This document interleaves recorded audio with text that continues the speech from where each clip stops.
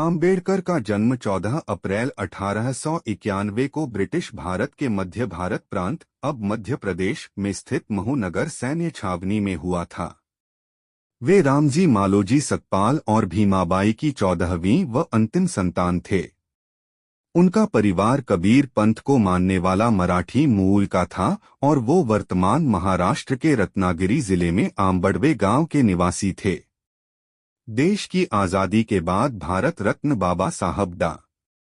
भीमराव आम्बेडकर की अगुवाई में बना संविधान 26 नवंबर 1949 को अंगीकार किया गया था और 26 जनवरी 1950 को इसे लागू किया गया। तभी से भारत एक गणतांत्रिक देश बना।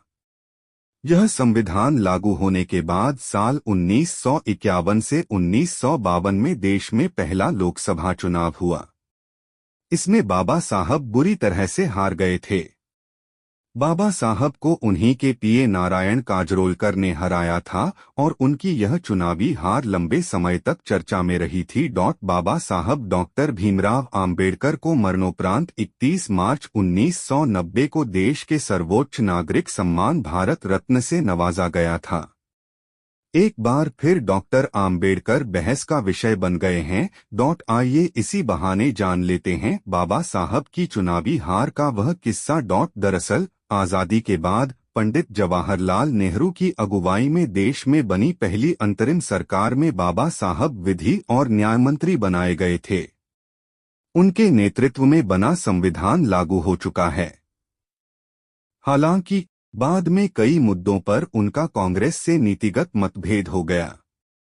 इसके कारण उन्होंने 27 सितंबर 1951 को पंडित जवाहरलाल नेहरू को एक पत्र लिखकर मंत्रिमंडल से इस्तीफा दे दिया।